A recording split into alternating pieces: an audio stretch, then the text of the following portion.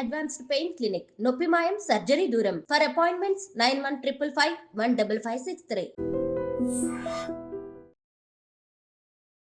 జానుకి famous అయిపోయాక ఇది వచ్చేసాక యాటిట్యూడ్ ఎక్కువ, పొగరు ఎక్కువ అనే వాళ్ళకి అసలు నాకు పొగరు ఉండదు, ఫస్ట్ యాటిట్యూడ్ ఉండదు. నేను అందరితో చాలా కలిసిపోయి ఉంటాను. నాతో జర్నీ చేస్తే తెలుస్తుంది. ఇప్పుడు దూరం నుంచి చూసి జడ్జిమెంట్ చేయడం వేరు. నాతో నిజంగా ఒక 1 డే వచ్చి 5 minutes చాలు నాతో మాట్లాడితే వాళ్ళకి అర్థమైపోతుంది నేను ఏంటనేది. చాలా మంది నాతో అన్నారు కూడా, అన్నారు కదా ప్రొడ్యూసర్స్ కూడా, మీకు చాలా పొగరు ఉంటుంది అంట అమ్మో మీతో మాట్లాడంటున్నారు. షూటింగ్ వచ్చిన తర్వాత సారీ జానమ్మ ఇలా దండం పెట్టి చెప్పిన వాళ్ళు ఉన్నారు. పొగరు ఉందా? హ్యాచీ ఉండదు, అసలు ఉండదు. యాటిట్యూడ్ ఉందా? అసలు ఉండదు. యాటిట్యూడ్ ఉండాలి. యాటిట్యూడ్ ఎప్పుడు ఉండాలి? సందర్భం బట్టి ఉండాలి. ఎప్పుడు పడితే అప్పుడు ఉండదు. ఉంటుందా? కొంచెం కొంచెం అంటే ఒకవేళ వేరే రకంగా, ఒకవేళ నన్ను ఎవరైనా అన్నప్పుడు మంచి రకంగా అన్నప్పుడు అప్పుడు వాళ్ళకి మాట్లాడేటప్పుడు యాటిట్యూడ్ వస్తుంది. నేను ఇది కాదు అలా వస్తుంది కొంచెం, అంతే. ఎందుకు యాటిట్యూడ్, ఎందుకు పొగరు అవసరం లేదు. ఈ రోజు ఇంత ఉందాం, తర్వాత ఇంత అవుతాం, కానీ మనమైతే ఎప్పుడు అలాగే ఉండాలి. అది నమ్ముతాను నేను. ఎలా ఈటీవీ వాళ్ళు నిన్ను ఎలా కాంటాక్ట్ అయ్యారు? ఎందుకు కాంటాక్ట్ అయ్యారు? మనకి ఎందుకు కాంటాక్ట్ అయ్యారో తెలియదు. మనకు కాల్ వచ్చింది. కాల్ వచ్చినప్పుడు నేను బయట ఉన్నాము, టూర్కి వెళ్ళి ఉండి 24th అన్నారు. అప్పుడు ఒక డేట్ చెప్పారు. సారీ అండి నేను రాలేను, నేను టూర్కి వచ్చాను, నేను రావడానికి కుదరదు, ప్రాక్టీస్ కూడా ఆ టైంలో చేయలేను కదా అని చెప్పేసి వదిలేసాం. సరే అండి ఓకే అని కట్ చేశారు. మళ్ళీ నేను హైదరాబాద్ వచ్చిన తర్వాత మళ్ళీ కాల్ వచ్చింది. లేదండి మీరు కంపల్సరీ కావాలి అని అన్నారు. నీ అమ్మ మళ్ళీ వచ్చింది కదా, మంచి ఛాన్స్ కదా, మన డాన్స్ కూడా మన టాలెంట్ అనేది అక్కడ చూపించచ్చు కదా అని చెప్పేసి ఓకే అని చెప్పాను. ఆఫీస్కి వెళ్ళాను. డాన్సర్ టోనీ ఎలా పరిచయం మీ ఇద్దరికి? అంటే నార్మల్గా మాది గోదావరికని కదా కాలనీ, వాళ్ళది కూడా గోదావరికని. నార్మల్గా తను డాన్సర్, నేను డాన్సర్. అక్కడ ఉండేవాళ్ళు రవి అన్నయ్య అని చెప్పేసి వీళ్ళందరూ ఏం చేసేవాళ్ళు అంటే, ఒరే నీ కరెక్ట్ పర్సన్ అంటే టోనీరా, ఇలా బాగుండేది, మీ ఇద్దరు పేరు చాలా బాగుంటుంది అని చెప్పేసి చెప్పేవాళ్ళు. ఎవరు ఈ టోనీ ఇలా బాగుంటుంది అని. తర్వాత పరిచయం అయింది. పరిచయంలో కలవక ముందే మీకు అందరూ అనేవాళ్ళు అక్కడ ఉండేవాళ్ళు. అంటే నేను చాలా అప్పుడు ఇంకా స్పీడ్ చేసేదాన్ని అనమాట డాన్స్. సో తన స్పీడ్ కి నీ స్పీడ్ కి చాలా బాగుంటదిరా అని చెప్పేవాళ్ళు. మా ఫ్రెండ్ రా డాన్స్ పేరుగా బాగుంటది అంటే నిజం పేరు అనేసుకున్నావా? అలా ఏం కాదు కానీ ఎవరైనా అనుక అప్పుడు పరిచయం అయిన తర్వాత అలా పరిచయాలు అయ్యి అలా పోయి పెళ్లి జరిగింది. ఎన్ని ఇయర్స్ లవ్ చేసుకున్నారు నార్మల్గా? నా 8th క్లాస్లో అనుకుంటా. 2 years అయిందా మొత్తం? 2 years 2 years love, 3rd year లో పెళ్ళి అయిపోయింది. మరి ఇంత లవ్ చేసుకున్నారు కదా, బ్రేకప్ అవ్వడానికి ఎందుకు రీజన్? అంటే 3 years లవ్, సడన్ గా ఒక రోజులో బ్రేకప్ ఎందుకు? అలా ఒక రోజులో కాలేదు, అది కొన్ని సిచ్యువేషన్ ఇంకా అలా జరిగిపోయింది. ఫీల్ అయ్యావా అనవసరంగా వదిలేసాను అని? అనవసరంగా వదిలేసానని కాదు కానీ బాధపడ్డాను. చాలా రోజులు బాధపడ్డాను. అరే ఇలా కాకుంటే బాగుండేది, ఇద్దరం బాగుండే వాళ్ళం కదా, అలా బాధపడ్డాను. అంటే మీ మాటలు వింటుంటే ఎవరి తప్పు లేదు. దిష్టి కొట్టింది మాకు బాగా. అదే అంటే దిష్టి తగులుతూ విడిపోతారా? నిజంగా విడిపోతారు.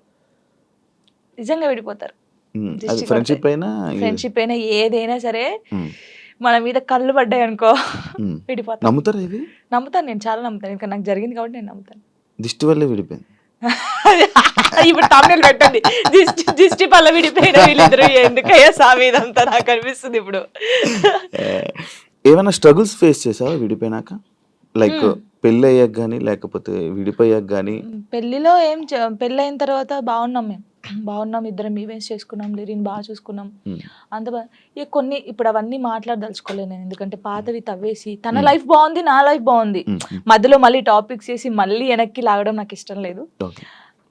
తర్వాత పెళ్ళి అంటే ఇంకా అయిపోయిన తర్వాత, గొడవ అయిపోయిన తర్వాత చాలా మంది చాలా రకాలుగా మాట్లాడారు నన్ను. అంటే రోడ్డు మీద నడుచుకుంటూ వెళ్ళేటప్పుడు కానీ చాలా, ఇప్పటికీ తప్పట్లేదు అది. ఇంకా లోకంలో మేము ఇద్దరమే ఉన్నాము, మా ఇద్దరికే డైవర్స్ అయిపోయినాయి, వీళ్ళిద్దరే వైఫ్ అండ్ హస్బెండ్స్, ఎవరు విడిపోలేదు అన్నట్టు చేస్తున్నారు జనాలు అయితే. నిజంగా అలా అప్పుడు కూడా అలాగే చేశారు. రోడ్డు మీద నడుతుంటే అప్పుడు చేశారు. అప్పుడు నేను ఇలా వెళ్తుంటే, అరే నేను మొగుడు వదిలేశారంటారా దీన్ని, ఇది ఏం చేసిందోరా, మొగుడు వదిలేశాడు అని చెప్పి అన్నారు. ఇలా వదిలేసిన తర్వాతనే కదా నాకు ఎక్కువ అలా అలా చాలా స్ట్రగుల్స్ పడ్డాను. ఎవరున్నారు నీకు సపోర్ట్గా అప్పుడు? Mummy daddy. అమ్మ నాన్న ఏమన్నారు? మా మమ్మీ డాడీ అసలు మా డాడీ గురించి చెప్తేనే ఏడిపోతుంది నాకు. ఏ అంటే మా డాడీ ఎలా అంటే వీళ్ళకి ఎలా ప్రేమ చూసుకోవాలో తెలియదు మా మమ్మీ డాడీకి. ఫస్ట్ ఆఫ్ ఆల్ మా డాడీ గురించి నేను ఎప్పుడు ఎక్కడ మాట్లాడలేదు. అదే ఇక్కడ అంటే అందరూ లవ్ యూ డాడీ ఇప్పుడు ఈ జనరేషన్ లో అలా అప్పుడంటే అప్పుడు వాళ్ళకి తెలియదు. ఇప్పుడు మనం ఏడ్చినా ఎందుకు ఏడుస్తున్నావు, ఇది కావాలా ఇట్లా. ఫస్ట్ మా డాడీకి సారీ అని చెప్పాలని ఉంది గట్టిగా, హక్ చేసుకొని. కానీ ఆయనకి ఆ ఫీలింగ్స్ ఉండవు, అంటే తెలియదు. చెప్పినా కూడా ఎందుకు ఏడుస్తుందో అంటాడు. మా మమ్మీ కూడా అంతే. నేను లవ్ మ్యారేజ్ చేసుకొని వెళ్ళిపోయినప్పుడు కూడా చిన్న మాట అనలేదు నన్ను, చిన్న మాట. ఎందుకు చేసుకున్నావు ఆయన అడగలేదు. మేమిద్దరం కలిసి ఇంటికి వెళ్ళినప్పుడు సారీ డాడీ అని చెప్పి ఇంట్లోకి వెళ్ళిపోయాం అంతే. ఎంత బాగా చూసుకున్నాడు మా ఇద్దరిని తెలుసా, ఇంత మాట కూడా అనలేదు ఎప్పుడు. నాకు ఆయన వద్దు డాడీ అన్నప్పుడు ఏమనలేదు, మళ్ళీ కావాలి డాడీ అన్నప్పుడు ఏమనలేదు. నిజంగా మా డాడీ దొరకడం నాకు చాలా అదృష్టం. ఆయన గురించి ఎప్పుడు ఎక్కడ మాట్లాడలేదు. నేను ఫస్ట్ టైం మాట్లాడుతున్నాను.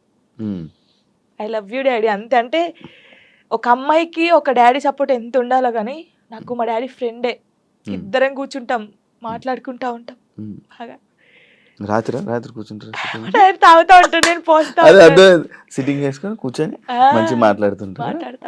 మా డాడీ నాకు ఎప్పుడు ఫోన్ చేయడు, మా మమ్మీ డాడీ అసలు నాకు ఫోనే చేయరు. ఒక అమ్మాయిగా బయటకి ఇంత తిరుగుతానా అంటే వాళ్ళకి తెలియదు ఏం చేస్తున్నావు, ఎక్కడున్నావు, అయిపోయిందా, అసలు ఫోనే ఉండదు. వెళ్ళింది చేసుకుని వస్తాను, తనకు తెలుసు. 3 monthsకి ఒకసారి మా డాడీ ఫోన్ చేస్తే ఏడుస్తాను ఫుల్. స్క్రీన్ షాట్ పెట్టి స్టేటస్ పెడతాను, మా డాడీతో ఇంతసేపు మాట్లాడాను.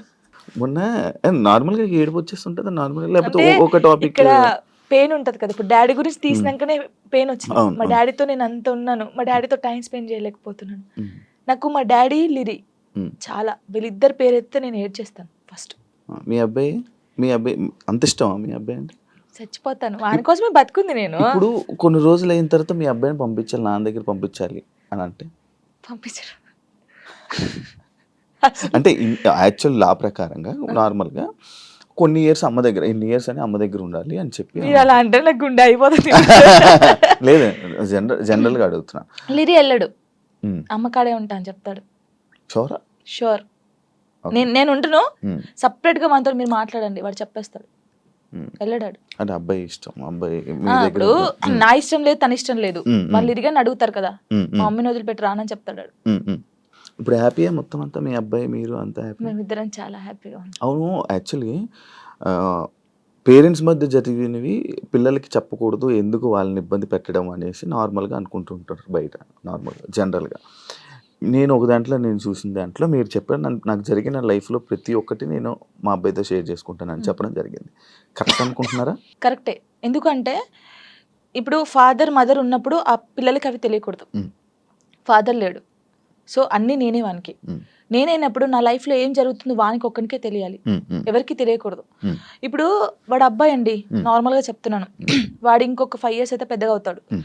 పెద్ద అయిన తర్వాత బయటికి వెళ్తాడు, జనాల గురించి తెలిసిందే కదా, ఎవడో ఒక మాట అంటాడు. అప్పుడు వీనికి ఏం తెలియదు అనుకో, వాడు వచ్చి నన్ను క్వశ్చన్ వేస్తాడు, అమ్మ వాళ్ళు ఇలా అంటున్నారు ఏంటమ్మా అని. వీనికి అన్నీ తెలిసాయి అనుకో, మా మమ్మీ గురించి నాకు తెలుసురా, మీరేంట్రా అనేది, వెళ్ళండి రా అంటాడు. దానికి దీనికి ఎంత ఉంది. సో నా కొడుక్కి నా లైఫ్లో ఏం జరిగింది, ఏం జరగబోతుంది అన్నీ తెలియాలి. నేను వానికి అన్ని షేర్ చేసుకో, నాకెవరున్నారు ఇంకా షేర్ చేసుకోవడానికి, వాడు ఒక్కడే ఉన్నాడు. సఫర్ అవ్వడా అసలు వాడు నాకు ధైర్యం చెప్తారు తెలుసా. అవునా? చాలా లిరిని చూస్తే మీరు అలా ఉన్నారు కానీ చాలా మెచ్యూరాడు, చాలా. మీ తెలివితేటలు ఎక్కువ వచ్చినట్టు బాగా. అసలు వాడు వానితో మాట్లాడితే మీకు అర్థమవుతుంది. అంత బాగా మాట్లాడతాడా? అంత బాగా మాట్లాడతాడు, నాకు ధైర్యం చెప్తాడు. నేను ఏడుస్తే ఎందుకు ఏడుస్తారా అలా. ఇంకా మరి బాధ వచ్చినప్పుడు ఎవరికి షేర్ చేసుకోవాలి. ఇప్పుడు బయటకు వెళ్తాం, షూట్స్ చేస్తాం, కొందరు మంచిగా మాట్లాడతారు, కొందరు చెడుగా మాట్లాడతారు. అట్లా మాట్లాడినప్పుడు ఇంటికి వెళ్తాను, వాడిని చూడగానే ఏడుపు వస్తుంది, గట్టిగా పట్టేసుకొని డాడీ ఇలా అన్నారా ఈ రోజు నన్ను అన్నీ చెప్తాను. శివ గారు తెలుసా, నేను ప్రతి పిన్ టు పిన్ చెప్తాను వానికి. నేను నాకు ఎవరైనా ప్రపోజ్ చేసినా ప్రపోజ్ చేశారు రలీరి నాకు అని చెప్తాను నేను సీరియస్ గా. ఎవడాడు అంటాడు, ఎవడాడు అంటాడు, నాకు నచ్చలేదు రలీరి అని చెప్తాను నేను.